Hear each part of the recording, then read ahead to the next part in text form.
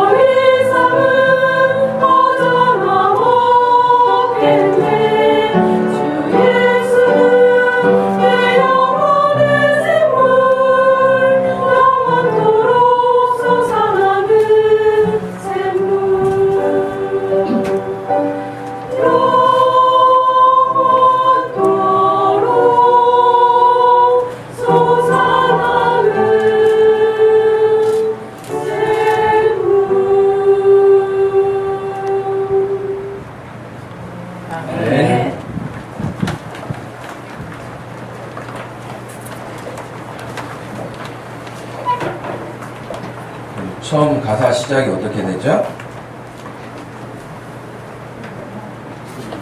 이 목마름. 박경수 부사님 앞에 나와서 가사 좀 한번 쭉 읽어주실래요? 아니, 가사가 여러분 잘 들어보세요. 참 은혜로워요. 이 목마름 어디서 채울까? 나의 영혼 태우니 목마름. 이 세상에 어디를 가봐도 이 목마름 채워줄 것 없네. 이 허전함 무엇로 채울까? 겉으로만 화려한 이 허전함. 세상의 것 무엇을 해봐도 이 허전함 감싸줄 것 없네. 나는 세상 깊은 곳으로 주의 얼굴 피해 다녔지만 내 주 예수 나를 불렀네. 내게 생명을 주셨네. 이 목마름 채워줄 단 한 분, 나의 영혼 적셔줄 오직 한 분. 주 예수는 내 영혼의 생물, 영원토록 솟아나는 생물. 내 맘대로 살려 했지만 내 주 예수 나를 붙드셨네. 참된 길을 보여주셨네. 내가 가야 할 길을 더 이상은 목마름 없겠네. 더 이상은 허전함 없겠네. 주 예수는 내 영혼의 샘물, 영원토록 솟아나는 샘물, 영원토록 솟아나는 샘물. 아멘. 여러분 가사가 너무 멋있잖아요.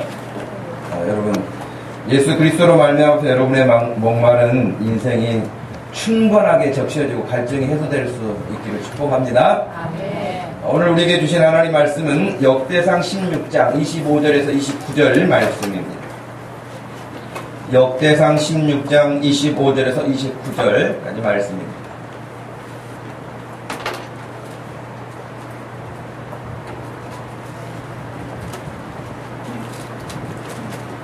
성경을 찾으셨으면 이 말씀을 같이 읽겠습니다.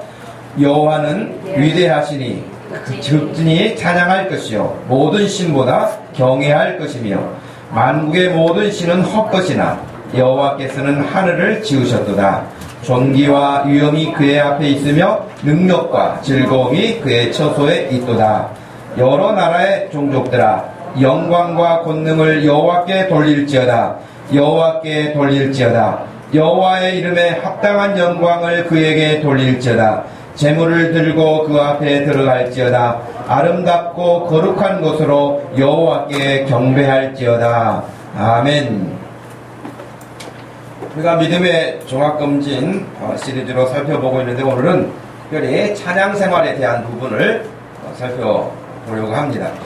우리는 지난 주간이라고 해봐야 어제 그제 오후에 가서 어제 돌아왔죠. 그래 돌아왔지만은 그렇게 가서 1시간 넘도록 우리가 찬양을 드리지 않았습니까?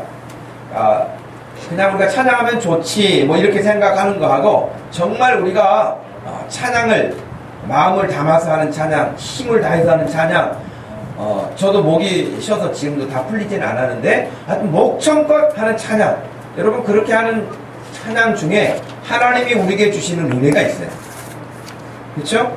그냥 남이 하는 찬양 들으면서 은혜롭다, 가사 좋다, 잘 부른다 이런 개념이 아니라 자기가 그렇게 하나님 앞에 찬양하면서 그렇게 찬양하는 자들에게 하나님이 주신 은혜가 있단 말이죠. 우리 모든 성도들이 예배 때마다 찬양할 때마다 하나님이 주신 그런 은혜들을 놓침없이 다 받을 수 있기를 축복합니다. 아멘. 그러면 우리는 왜 찬양을 해야 되는지 오늘 말씀을 보면 그 이유가 잘 나와 있는데 우리의 일상생활에서 특별히 찬양하는 시간만 따로 정해져 있는 것이 아니라 우리의 삶 자체가 어떻게만 하나님을 정말 기쁘시게 할 수 있고 찬양할 수 있을까라고 하는 것 생각해 볼 문제입니다. 아마 제가 알기로는 노래방 시스템이 일본에서 들어왔다 뭐 그런 이야기를 들었는데 어찌됐든 지금도 우리나라에 노래방이 성업 중이지 않습니까? 아마 저는 노래방을 지금까지 한 2번인가 3번 정도 가본 것 같아요. 결혼하고는 한 번도 못 가봐서 한번 꼭 가봐야 되겠어요. 우리 아들이 뭐 집에서 노래를 하면서 뭐 보험 처리가 안 될 때 물어보면은 노래방에서는 잘 된다고 하던데 확인도 할 겸 한번 가봐야 되겠어요. 근데 아무튼 여러분 노래방에서 노래를 하잖아요. 지금은 이제 노래방도 좀 이렇게 변질돼가지고 타락한 장소로 왜곡되어 있는 것도 있죠. 그러나 뭐 청소년들이 들어가고 가족들이 가서 함께 정말 목청껏 찬양할 수 있도록 만들어준 공간이죠. 이게 크리스찬들이 많이 이용해서 그런지 몰라도 노래방에 찬송가도 잘 나온다면서요. 예, 나옵니다. 그런 사람은 가서 해보셨겠죠? 예, 예, 찬송가도 있어서 이제 뭐 찬양을 하는 분들도 있기는 하지만 그런데 노래방에 가서 정말 하는 그 노래하고 어떻게 보면 심지어 그 뭐 찬송가 가사를 할지라도 그곳에서 하는 노래하고 교회에서 우리가 하는 이 찬양하고 차이점이 있다면 뭘까요? 대상이 다르다. 음료수가 안 나오나요? 여러분 노래방에서 찬양하면 노래하면은 그 목적이 뭐예요? 노래방 가는 목적이 뭐예요? 자기 즐거움, 자기 스트레스 풀러, 그죠? 또 그냥 뭐 특별한 목적이 아니라도 친구들과 사람들과 어울리기 위해서 가기도 하겠죠. 그러나 그런 일들을 통해서 자기가 좋아하는 노래를 골라요. 자기가 잘 부를 수 있는 노래 골라요. 자기가 부르면 기분 좋은 노래 불러요. 선곡을 해도 그런 거 해요. 그래서 어찌됐든 간에 노래방에 가서 노래하는 것은 모두가 거의 자기를 위해서 해요. 물론 간혹 옆에 사람을 위해서 위로하기 위해서 하기도 하겠지만 그런 경우는 흔치 않고요. 대부분은 자기 만족감, 자기 즐거움, 자기 유익함을 위해서 노래방에 가서 정말 마이크를 잡고 목청껏 하죠. 찬양은 뭐죠? 노래방에서 하는 노래와 다른 찬양은 뭐예요? 대상이 하나님이시죠. 찬양을 통해서 내가 영광을 받으려고 하는 게 아니에요. 하나님을 기쁘시게 하려고 하는 거예요. 하나님을 찬양하기 위해서 우리가 하나님을 찬양하는 찬양대도 있고, 우리가 예배 시간 중간중간에도 찬양이 있고, 또 예배 시작하기 전에도 찬양을 하고, 우리가 이제 수련회 다녀와서 이 찬양에 대해서 좀 더 보강하려고 하는 이유도 그거예요. 우리가 하나님을 좀 마음껏 찬양했으면 좋겠다. 그리고 찬양을 하면 얼굴이, 찬양하는 사람들이 찡그리면서 찬양하는 경우는 없어요. 찡그리면서 하는 사람은 찬양을 안 하거나 못하는 것이죠. 하나님을 찬양하면서 얼굴이 일그러지진 않아요, 여러분. 누가 그렇게 이야기를 하더라고요.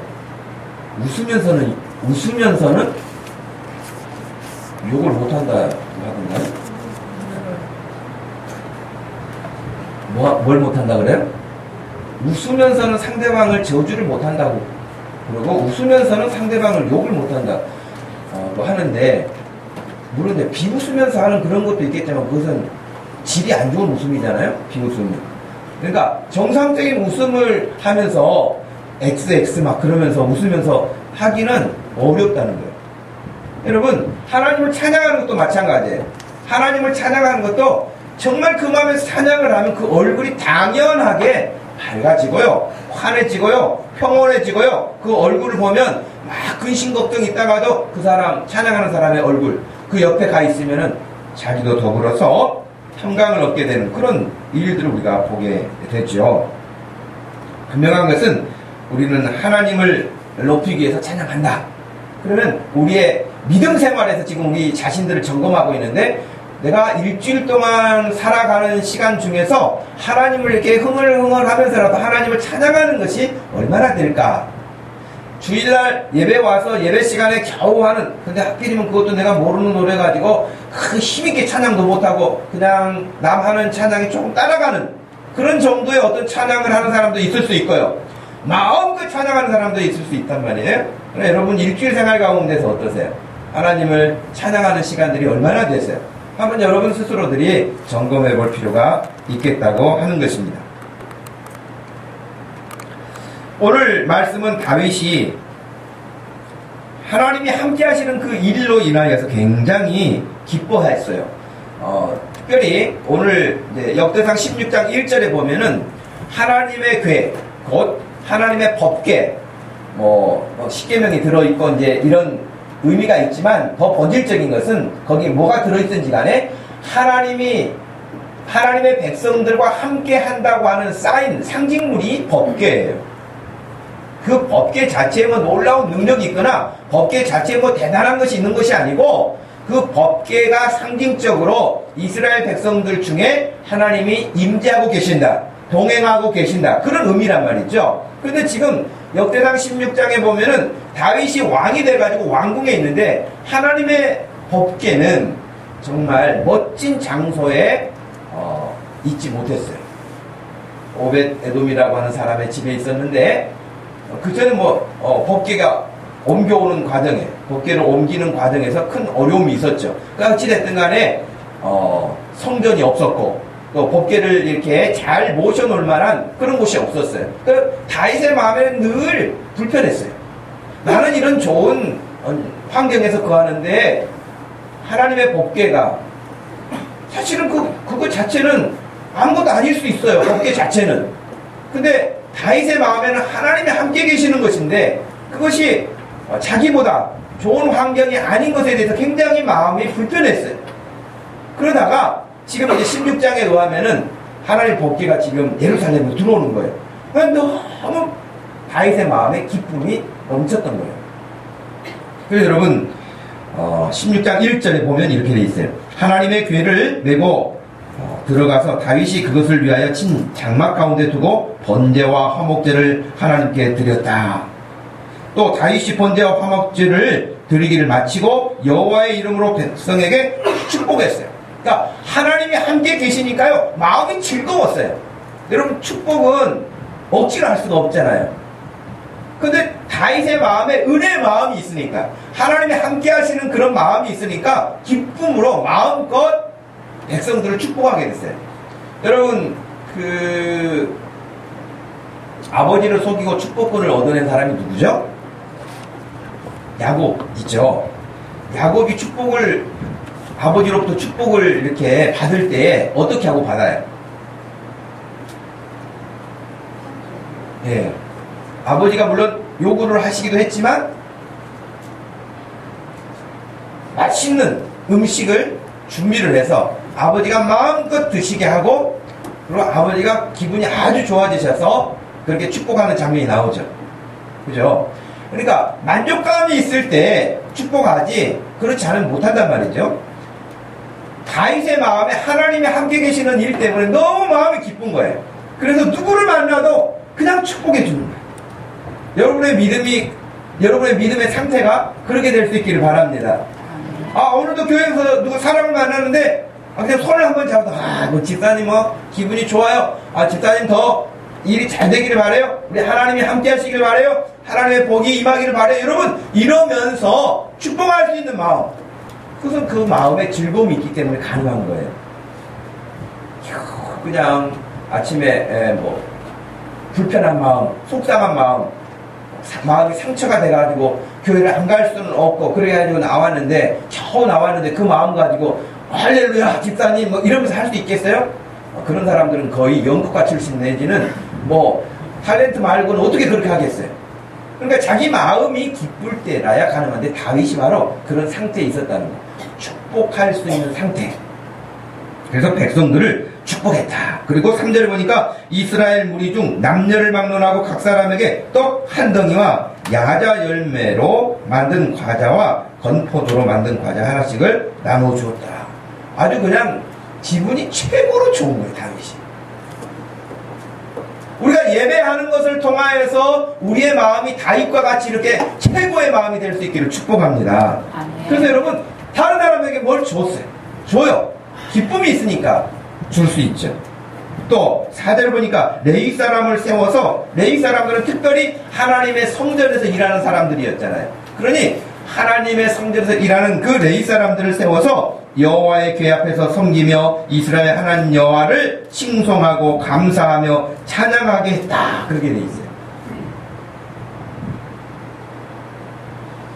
그러니 여러분 이런 다윗의 마음이 아주 즐겁고 기쁘고 했던 것과 마찬가지로 우리 하나님께서도 그 마음이 기쁘셨을 거라고 생각을 합니다. 여러분 오늘 역대상 16장 읽었던 이 말씀에 보면 여호와는 위대하시니 극진히 찬양할, 그냥 찬양도 아니고 극진히 찬양할 것이라 그렇게 이야기를 했죠. 모든 신보다 경외할 것임이라. 이렇게 말씀을 보면 또 다른 신도 있는가? 라고 했는데 26절에 곧바로 말하기를 만국의 모든 신은 헛것이다. 그렇게 선포를 했어요. 그러니까 신이 아닌 것이죠. 사람들은 신이라고 말하지만 그건 헛개비라는 것이죠. 헛것이라는 것이죠. 실체가 아니라는 것이죠. 자, 그래서 하나님을 찬양하게 했는데 우리 국어사전에서 보면은 여러분 찬양 그러면 어떤 일이나 대상을 훌륭한 일에 대해서 막 기리는 거예요. 야, 대단하다. 어떻게 저런 일을 할 수 있을까? 그러면서 그 사람을 높여주는 거예요. 그 사람을 드러나게 하는 거예요. 구약성경이나 신약성경에 쓰여있는 히브리어나 헬라 단어에서도 찬양이라는 단어가 하나만 되어 있지 않아요. 여러 단어들이 나오는데 그 모든 단어들을 함축시키면 우리가 가지고 있는 국어사전의 정의에서 크게 벗어나지 않아요. 엎드려 경배한다, 절한다, 높인다, 춤춘다, 이런 것들이 다 들어가 있어요. 그러나 분명한 것은 오늘 말씀과 같이 우리 하나님을 높이고 하나님을 기리고 하나님에게 영광이 되어지도록 하는 그것이 찬양이죠. 여러분, 우리 잘 아는 이사야서 43장 21절 말씀 한번 읽어볼까요? 이 백성은 내가 나를 위하여 지었나니. 잠이 덜 깼어요? 다시 한번 여러분 다시 한번 읽어보십시다. 이 백성이 시작. 이 백성은 내가 나를 위하여 지었나니 나의 찬송을 부르게 하려 하느니라. 하나님께서 사람을 지으신 목적이 하나님을 찬송하게 하시려고 지었다는 거예요. 그러니 하나님을 찬송한 사람은 하나님이 지으신 목적에 합당한 사람이고, 찬송하지 않고 입 다물고 사는 사람은 하나님이 지으신 창조의 목적에 어그러진 거예요.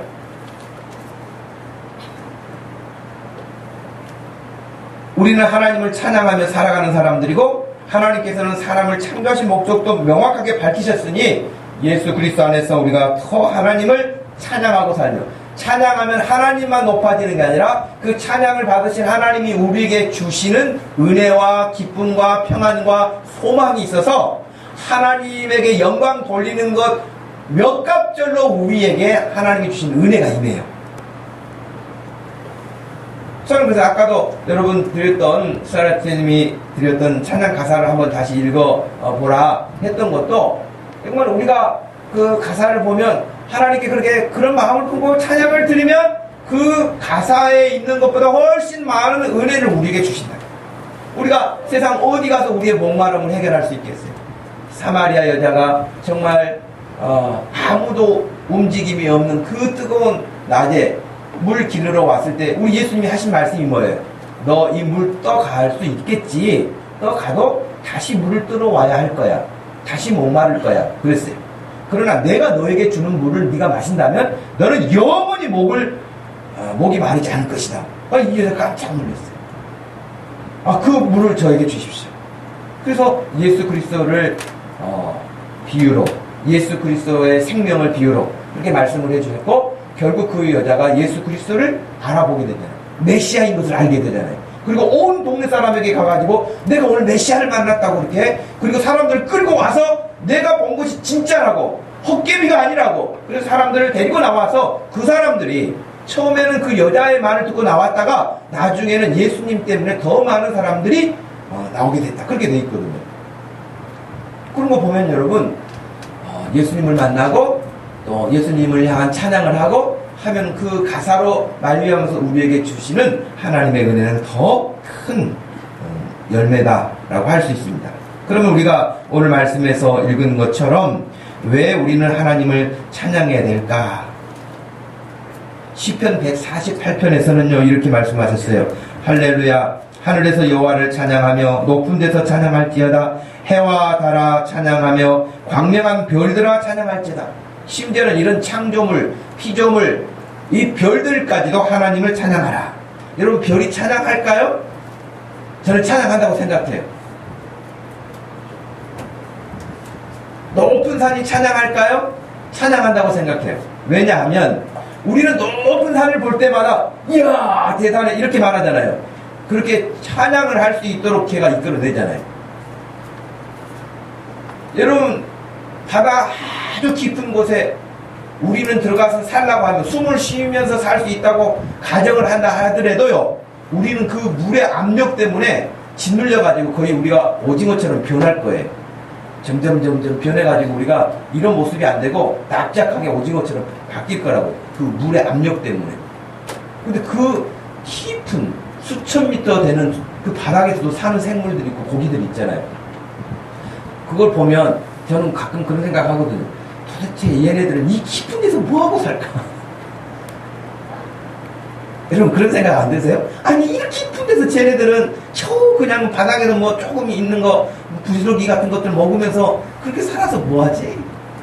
그런데 우리는 그 사실들을 보면서 이야, 저 깊은 데서도 뭐가 살고 있어. 그러면서 하나님을 찬양하게 돼요. 아직도 발견되지 못한 것들이 많죠. 그러나 우리가 발견할 때마다 신기해하고 하나님이 하시는 일들을 찬양하게 돼요. 높은 산도 깊은 바다도 하늘의 그 수많은 별들도 하나님을 찬양하게 돼요. 그러니 우리가 하나님을 찬양하는 것은 너무나 당연한 일이겠죠. 그래서 광명한 별들아 찬양할지어다. 하늘의 하늘도 찬양하며 하늘 위에 있는 물들도 찬양할지어다.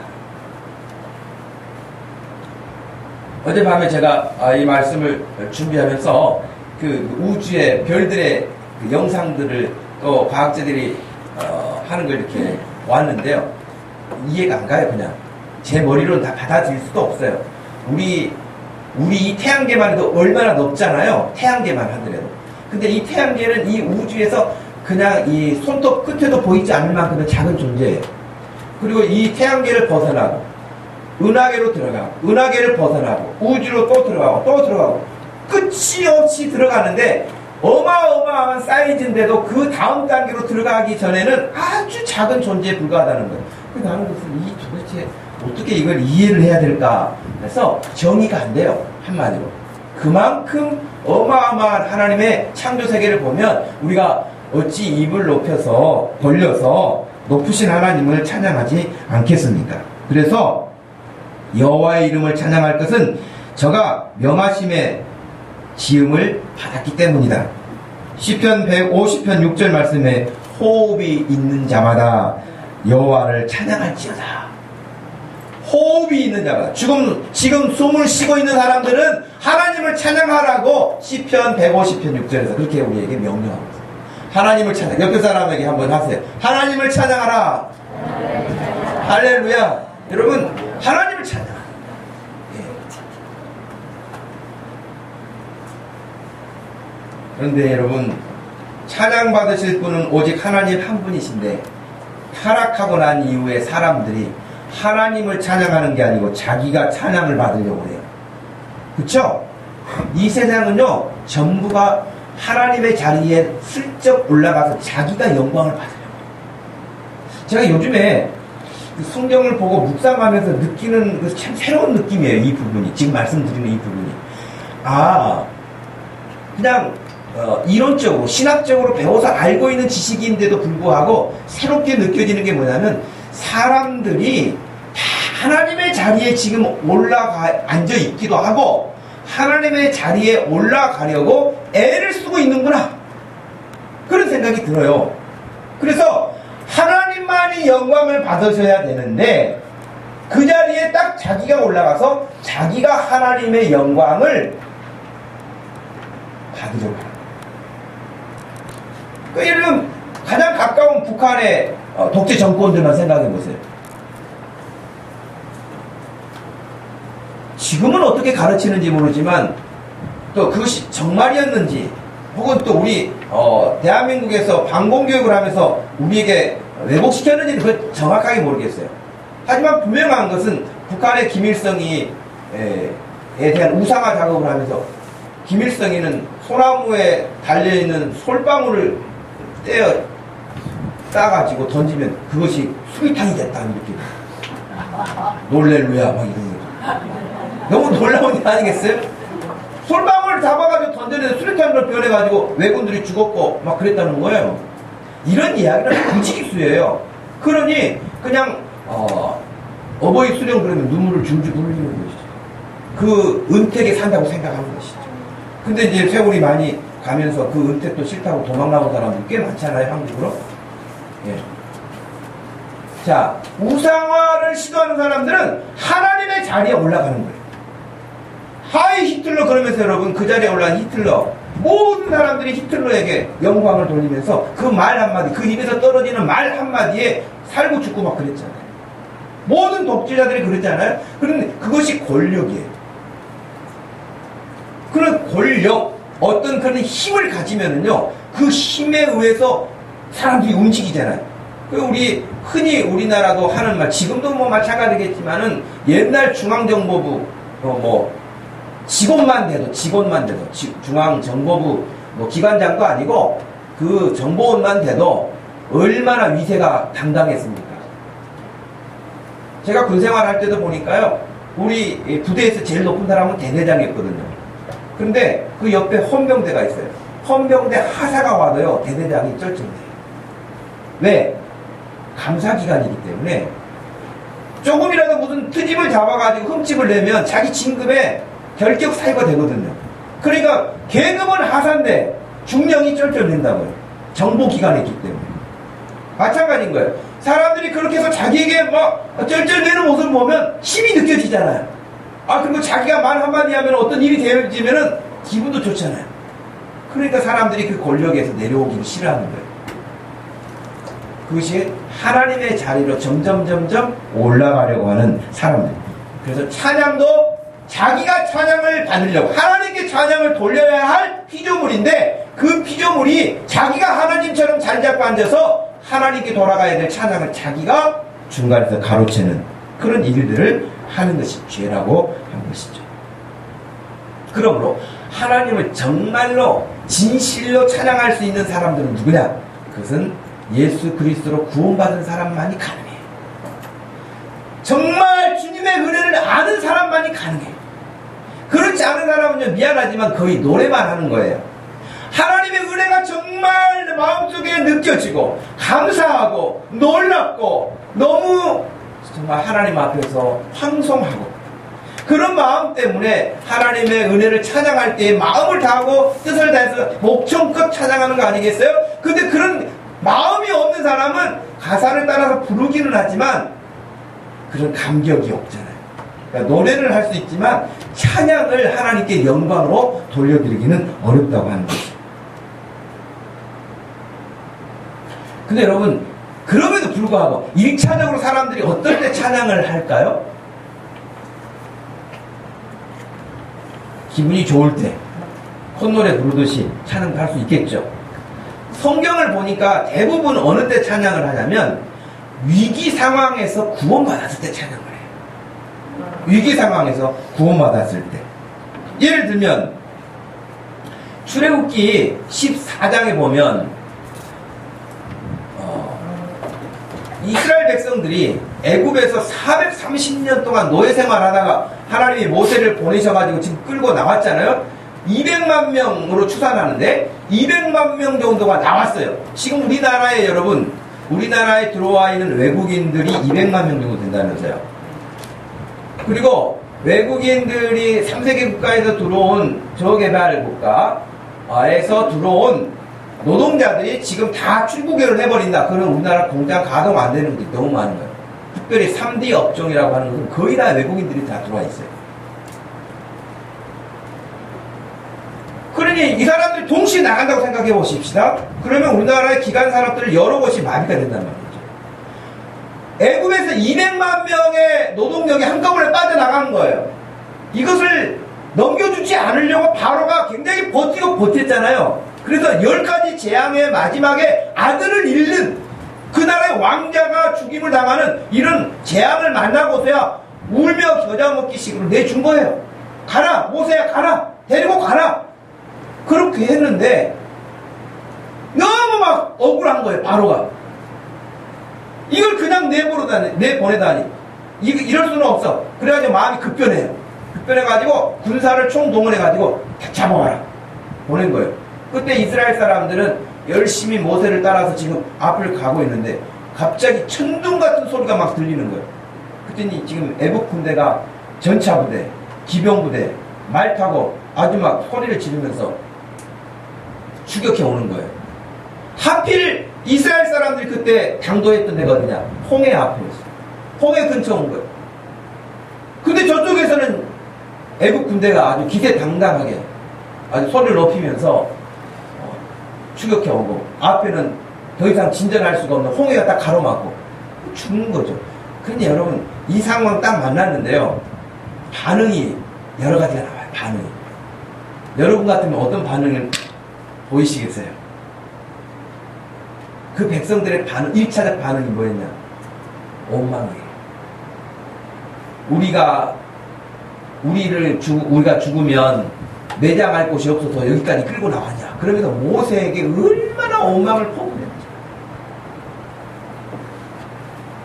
여기서 우리가 다 죽게 됐다, 이제 끝장났다, 그러면서 막 원망해. 그때 모세는 또 백성들하고 태도가 달라요. 하나님을 바라봐요. 하나님 어떻게 할까요? 백성들은 원망하고 애국 군대는 추격해요. 홍해는 지금 앞에 놓여 있는데 이 일을 어찌할까요? 하나님께서 길을 내세요. 그 위기 상황에서 하나님께 기도할 때 하나님이 늘 길을 내시는 하나님이신 것을 믿으시기를 바랍니다. 아멘. 기도하면 보여요. 백성들에게는 보이지 않아요. 백성들에게 하나님 말씀하지 않으셨어요. 기도하는 모세에게 너 손에 들고 있는 지팡이를 들고 홍해를 향해서 힘차게 내리치라고 뻗으라고. 여러분 우리가 영화를 통해서도 상상력을 통해서도 다 보았지만 손을 들자 그 여러분 놀랍게 물이 갈라지잖아요. 그건 지금도 어떤 물이 갈라지거나 어떤 그런 현상이 일어나면 다 모세의 기적이라고 말하잖아요. 여러분 정말 놀랍도록 홍해가 갈라져가지고 그 땅이 마른 땅이 돼가지고 그 200만 명이 움직인다는 것은 여러분 아무리 빨리 움직인다고 해도 시간이 얼마나 많이 걸리겠어요. 근데 말을 타고 전차를 타고 오는 사람들은 훨씬 빠르지 않겠어요? 추격이? 그러니까 하나님께서 중간에 그들을 막으셨어요. 돌풍으로 막으시고 불로 막으시고 그들이 오는 것을 막으시고 다 건넌 다음에 다시 그들이 추격에 오는 것을 허용해요. 그러니 그들도 그냥 기회는 이때다고 막 달려오니까 하나님 그냥 놔두셨어요. 언제까지 그냥 놔둬요? 그 추격 부대가 홍해까지 마지막 들어올 때까지 놔두신 거예요. 다 들어오니까 다시 물을 딱 덮으셔가지고 완전 다 수장당한 거예요. 이런 일이 있으면은 이제 다 건넜어요. 다 건너가지고 이제 막 이쪽에 안도의 한숨을 쉬고 있는데 막 추격에 들어오는 그 애국 군대를 보면서 얼마나 불안했겠어요. 곧 들어올 것 같은데. 근데 수장당해가지고 다 쓰러져 가는 것을 보면서 그 다음에는 계속 원망하고 있었을까요? 할렐루야. 그러면서 이제 모세가 먼저 찬양을 해요. 그러니까 그 다음에는 미리암이 찬양을 해요. 그러니 또 다른 여자들도 다 미리암을 따라 춤을 추면서 찬양을 해요. 찬양을 한다니까요. 근데 놀라운 일이 벌어져요. 3일 지나갔는데 물이 없어요. 원망해요. 그렇게 놀라운 기적을 체험하고 하나님을 찬양했던 사람들이 다시 원망 모드로 돌아가요. 여러분의 신앙의 칼날은 어떤 스타일이에요? 할렐루야 그러다가 얼굴 표정이 바뀌기 시작하다니 이건 뭐야? 그래가지고 이럴 줄 알았어. 그러면 그렇지. 뭐 등등등 하면서 하나님께 감사의 마음이 싹 사라져버리고 원망 모드로 돌아가는. 그래서 어찌됐든 간에 그런 위기 상황에서 구출되고 구원받는 사건이 있을 때마다 그들은 찬양했어요. 우리가 잘 아는 사무엘상 2장에 따르면 사무엘의 어머니 한나가 나오잖아요. 거기는 이제 아들을 얻고 난 다음에 하나님께 기도라고 되어 있지만 사실은 그 기도는 찬양과 같은 거예요. 그러면서 한나가 이렇게 이야기를 해요. 2장 1절에 한나가 기도하이르되 내 마음이 여호와로 말미암아 즐거워하며 내 뿔이 여호와로 말미암아 높아졌으며 내 입이 내 원수들을 향하여 크게 열렸으니 이는 내가 주의 구원으로 말미암아 기뻐함이니이다. 그러면서 기뻐하는 그 찬양을 하나님께 기도를 해도 하나님께 찬양이 되는 거예요. 기쁨 때문에. 그래서 우리는 어려움에서 건진받거나 하나님이 기도의 응답을 해주시거나 이런 일을 만나게 되면 당연히 찬양 모드로 바뀌어요. 열왕기상 8장 56절에서도 솔로몬은 여호와를 찬송할지로다 그가 말씀하신 대로 그의 백성 이스라엘에게 태평함을 주셨기 때문에 하나님을 찬양합시다 그러면서 솔로몬이 하나님을 찬양합니다. 요한계시록 7장 10절 말씀에 보면 큰 소리로 외쳐 이르되 구원하심이 보좌에 앉으신 우리 하나님과 어린 양에게 있도다. 여러분 우리 복음성가로도 많이 부르는 것이죠. 우리 구원이 우리를 구원하신 어린 양 그에게 있도다. 그러면서 하나님께 경배하며 이르되 아멘 찬송과 영광과 지혜와 감사와 존귀와 권능과 힘이 우리 하나님께 세세토록 있을지어다. 그러면서 하나님을 찬양해요. 여러분 우리 찬양 이렇게 잘하는 모습 보면 은혜가 되잖아요. 기분도 유쾌해지고요. 근데 저는 천국 갔을 때에 기대되는 것 가운데 하나가 또 그것도 있어요. 찬양이 더 멋있을 것 같아요. 천상의 소리라고 우리 그런 말 하죠. 제가 이스라엘에 갔을 때 거기 뭐 성당들을 어마어마하게 크게 지어놓은, 정말 어마어마하게 지어. 사람이 어마어마하게 들어갈 만큼은 아닌데 성당 자체는 어마어마해요. 이렇게 다른 건 욕심은 안 나는데 좀 그 성당은 좀 욕심 나더라고. 이거 그냥 복사판 있으면 하나 사가지고 갔으면 좋겠어. 그래서 서울 가지고 와도 놀 데가 없죠. 땅이 비싸서. 그렇죠? 그러기는 한데 거기서는 말 한마디만 해도요 은혜가 돼. 얼마나 이렇게 공명이 일어나가지고요, 우리가 거기서 찬송도 했는데 다 잘해. 찬송을 못한 사람이 아무도 없어요. 다 잘하게 돼요. 공명이 일어나가지고 너무 멋있게 들리는 거예요. 그것처럼 천상의 소리라고 했을 때, 우리가 천국에 갔을 때 천사와 더불어 하나님의 위대하심과 높으심을 찬양할 때 아마 우리도 황홀히 할 거예요. 뭐 저는 음치에 여러분 걱정할 아무것도 없어요. 천국에는 음치가 없어요. 그러니 이 땅에서 천국 가서 하려고만 하지 말고 이 땅에서 하나님을 그렇게 찬양하는 일을 여러분 즐거워하시고 사모하시고 그것을 누리시기를 바랍니다. 하나님을 찬양하는 일이 얼마나 기쁩니까? 한 가지 더 생각할 필요가 있어요.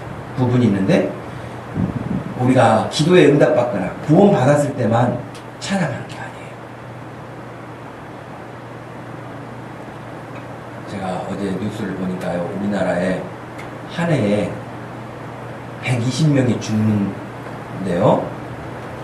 120명 죽겠어요. 많은 사람이 죽죠. 근데 120명이 죽는 그 사람들이 있는데, 그 사람들이 어떻게 해서 죽느냐, 졸다가 죽는데요. 졸다가 졸음운전해가지고 교통사고에서 120명이 졸다가 죽는다는 거예요. 특별히 올림픽 시작되면은 우리하고 시차 때문에 늦게까지 TV 보고 그러다가 졸음운전하면서 죽는 거예요. 120명이래요, 평균. 저는 그걸 보면서 그런 생각이 들어요. 우리의 영혼도 졸면 죽는 거예요. 여러분, 고속도로 다니다 보면 그런 슬로건들, 표들 많이 보죠. 졸음운전의 종착역은 어디가 아니라 여러분이 목적지로 정하고 간 데가 아니라는 거예요. 지상이 아니라는 거예요. 졸음운전하면 여러분의 종착역은 지상이 아닙니다. 그렇게 돼 있어요. 여러분, 어찌됐든 간에 졸음도 물리쳐야 되겠지만 우리가 하나님을 그렇게 찬양할 수 있는 그 일에는 좋은 일이 있을 때만 찬양하는 게 아니에요. 사도행전 16장 21절에 따르면, 여러분 거기는 같이 소리내서 한번 읽어보면 좋겠어요? 사도행전 16장 21절.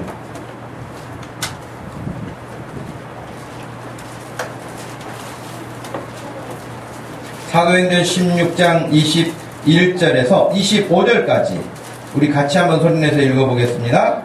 로마 사람인 우리가 받지도 못하고 행하지도 못할 풍속을 전한다 하거늘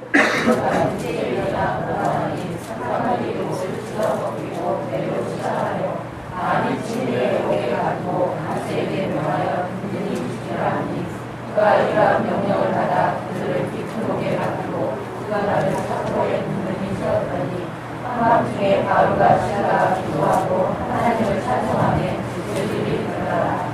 예, 바울과 실라가 지금 감옥에 갔어요. 도둑질하다가 사기치다가 아니에요. 하나님의 복음 전하다가 잔뜩 얻어맞고 감옥에 지금 들어가 갇혀 있는 거예요.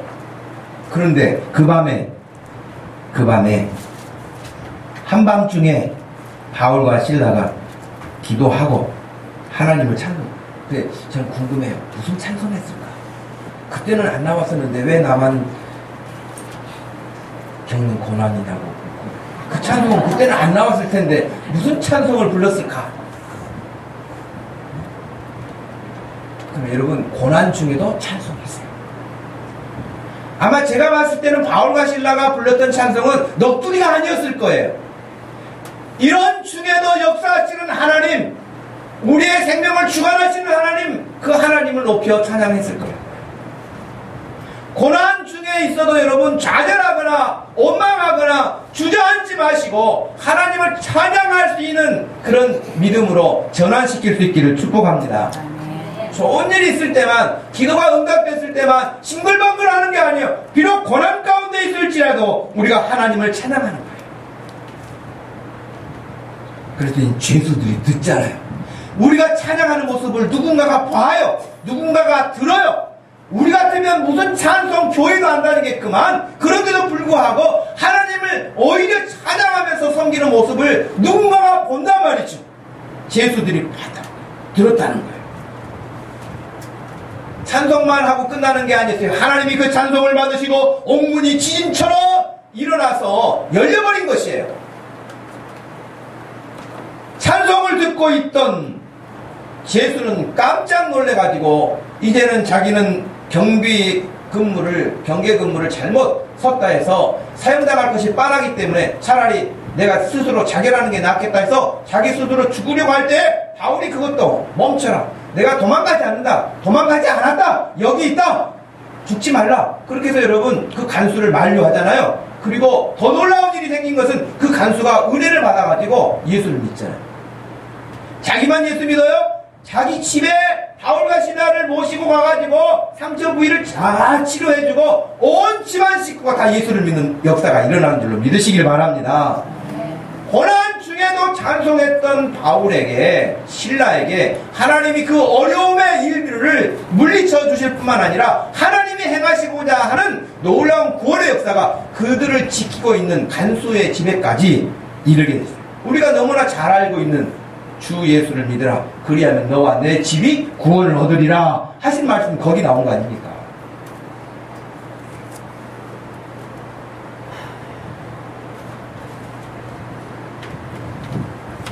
그러므로 여러분 찬송은 시간과 환경과 어떤 부분에 얽매이거나 제한을 받지 않습니다.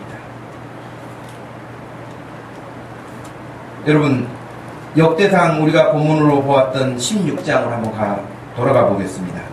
역대상 16장 7절 말씀에서 우리가 말씀을 10절 말씀까지만 7절 말씀에서 10절 말씀까지만 역대상 16장 한번 말씀을 보겠습니다. 그날에 다윗이 아삽과 그의 형제를 세워 먼저 여호와께 감사하게 하여 이르기를 너희는 여호와께 감사하며 그의 이름을 불러 아뢰며 그가 행하신 일을 만민 중에 알릴지어다. 그에게 노래하며 그를 찬양하고 그의 모든 기사를 전할지어다. 그의 성호를 자랑하라. 여호와를 구하는 자마다 마음이 즐거울지라. 아멘. 여러분 그래서 계속하여서 이 역대상 16장을 보면 찬양할 이유에 대해서 그리고 구체적인 내용에 대해서 언급하고 있습니다. 심지어는 여러분 19절 말씀에 너희 사람 수가 적어서 보잘것 없으며 그 땅에 객이 되어 이 민족에게서 저 민족에게로 이 나라에서 다른 백성에게로 유랑했던 그런 신세들이 아니었느냐. 그런데 하나님께서 우리를 이렇게 세우셨으니 하나님을 찬양하는 것이 마땅하다고 백성들에게 가르치고 있습니다. 34절에서 여호와께 감사하라. 그는 선하시며 그의 인자하심이 영원하미로라고 선포하고 있습니다. 36절에서는 여호와 이스라엘의 하나님을 영원부터 영원까지 송축할지로다 하며 모든 백성이 아멘하고 여호와를 찬양하였더라.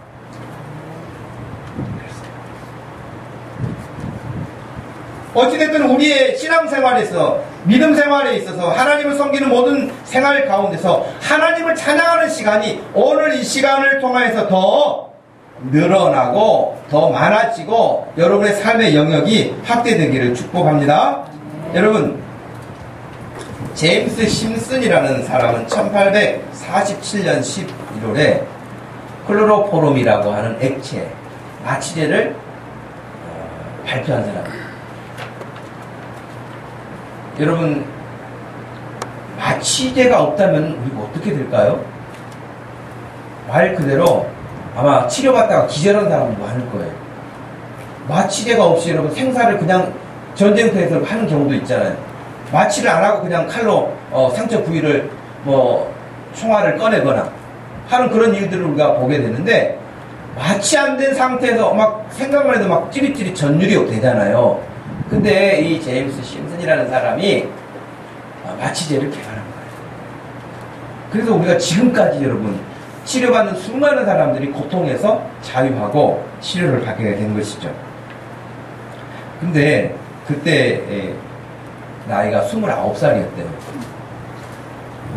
29살이었는데 모교인 에딘버러 대학에서 산부인과 교수가 되어서 일을 하고 있었는데, 그는 수많은 외과 수술을 하면서 수술 중에 환자들이 당하는 고통을 너무 정말 마음 아프게 생각한 거예요. 너무 속상하게 생각하고 너무 힘들어하는 모습을 보면서 자기도 거기에 대해서 공감을 하게 됐던 것이죠. 그래서 여러분, 심지어 유럽에서는 수술을 할 때 어떻게 했냐면요, 팔다리를 묶어놓고 한 거예요. 당연히 그러겠죠. 아무리 내가 아파서 치료받으러 왔는데 칼 들고 들어오면 여러분 째세요. 그럴 사람이 누가 있겠어요? 그런 강신병이 어디 있겠어요? 그러니 팔다리를 다 묶어놓고 수술을 하는 거예요. 팔다리를. 얼마나 공포스럽겠어요. 그래서 이 제임스 심슨이라는 이 젊은 의사가요, 하나님께 독실한 크리스찬이었는데 하나님께 그 문제를 가지고 고민한 거예요. 그러니까 참 하나님은 분명하신 것 가운데 하나는 뭐냐면, 어떤 문제를 가지고 잘하고 싶은 마음이 있어서 고민하고 기도하잖아요. 길을 내주세요. 지혜를 주세요. 지금까지 없었던 길인데 하나님이 길을 내세요. 지금까지 제임스 심슨이 만들기 전에 마취제는 없었어요. 근데 성경을 읽는데 또 성경을 알고 있는 이 심슨에게 어떤 생각이 들었냐면, 여러분, 하나님께서 하와를 만드실 때 어떻게 만드셨어요? 아담을 잠들게 하시고 그 갈비뼈를 빼서 하와를 만드셨다고 나왔잖아요. 심슨이 그 장면이 생각난 거예요. 아담이 잠들었을 때 갈비뼈를 빼는 것처럼 잠들게 하고 치료를 하는 거예요. 이런 생각을 어떻게 했을까? 그 생각을 해서 하나님이 지혜를 주신 거예요. 그리고 자기가 실험을 했어요. 여러 약품들을 가지고 자기가 이렇게 들여 마시고 했더니 자기 잠든 거예요. 이런 일들을 계속 반복하다가 결국에는 마취제를 개발해서 우리에게 잘 알려진 클로로포름이라고 하는 마취제를 사용하게 됐죠. 그런데 이 일이 이제 유명해진 것이 1853년도에 빅토리아 황후가 왕자를 분만하는 그런 때가 됐었는데, 이 마취제를 이용해서 정말 고통 없이 순산을 하게 돼요. 그래서 그것도 여러분 다른 사람도 아니고 이렇게 높은 왕족에 이런 일이 있었으니 얼마나 경사가 났겠어요. 그리고 얼마나 크게 상을 주려고 했겠어요. 그래서 그때 이 사람이 처음으로 경이라고 하는 칭호를 받아요. 그러나 이 사람도, 심슨도 이제 나이가 들어서 그 생이 마지막이 되어질 때에 그의 제자 가운데 한 사람이 이렇게 물었습니다. 선생님이 지금까지 하신 일들이 참 많은데 지금까지 발견한 것 중에서 가장 크게 기억에 남고 또 가장 큰 발견이라고 할 수 있다면 그게 무엇일까요? 아마 이 제자는 어떤 면에서는 마취제라고 하는 당연한 답을 듣고 싶어 했는지 몰라요. 그때 답이 어떤 답이었냐면,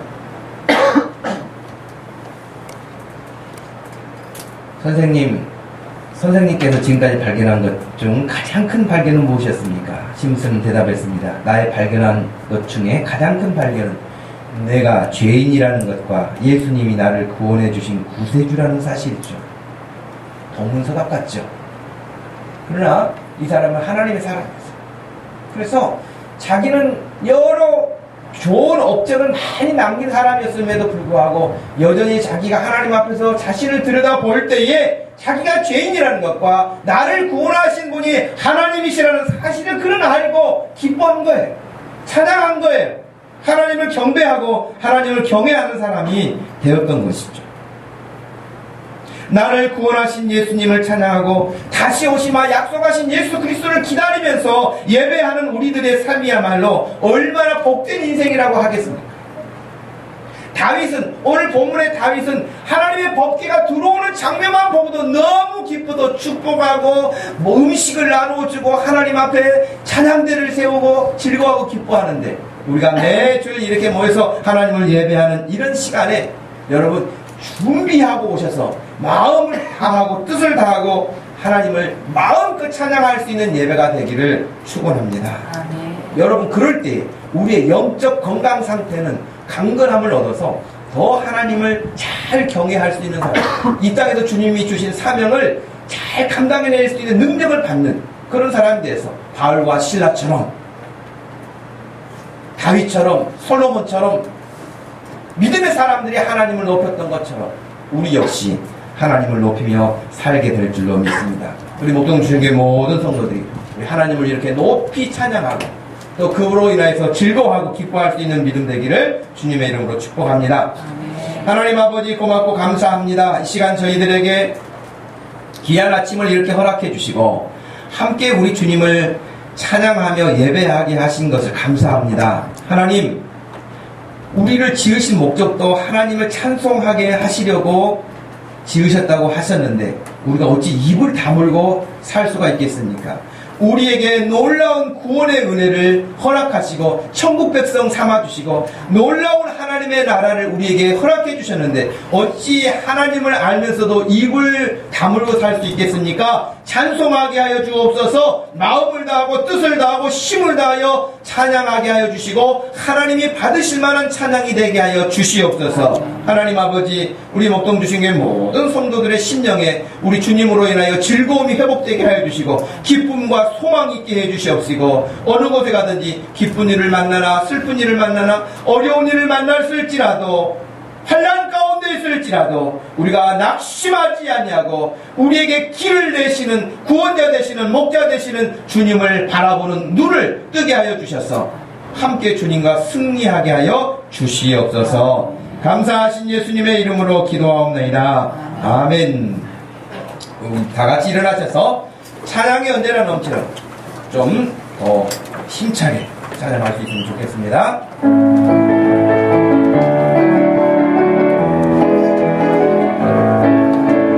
찬양이 언제나 넘치며 은혜로 얼굴이 환해요. 성령의 충만한 모습을 서로가 느껴요. 할렐루 할렐루 성령 치면서 할렐루 할렐루 소리 외치며 할렐루 할렐루 두 손을 들고 주님을 찬양해요. 다시 한번 합시다. 찬양이 넘치며 은혜로 얼굴이 환해요. 성령의 충만한 모습을 서로가 느껴요. 할렐루 할렐루 손뼉 치면서 할렐루 할렐루 소리 외치며 할렐루 할렐루 두 손을 들고 주님을 찬양해요.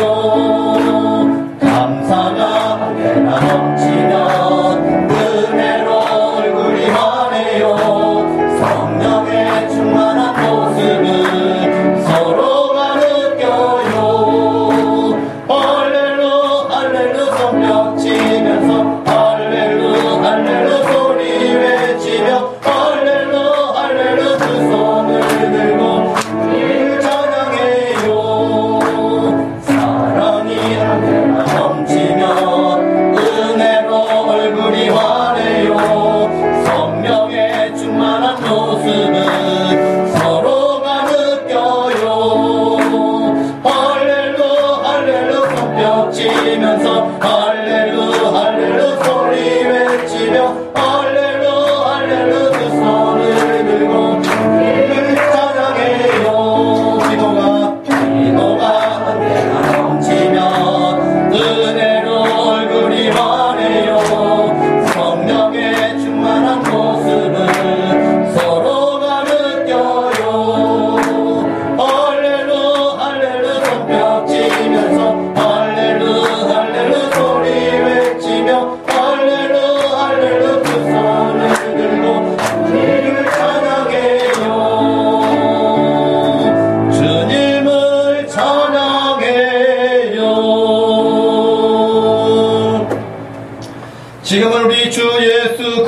구원의 놀라운 은혜와 우리 하나님 아버지의 극진하신 사랑과 성령 하나님의 위로하심과 교통하심이 영원토록 우리 주님을 높여 찬양하며 살기 원하는 사랑하는 모든 성도들 머리 위에 지금부터 영원토록 함께 계실지어다. 아멘.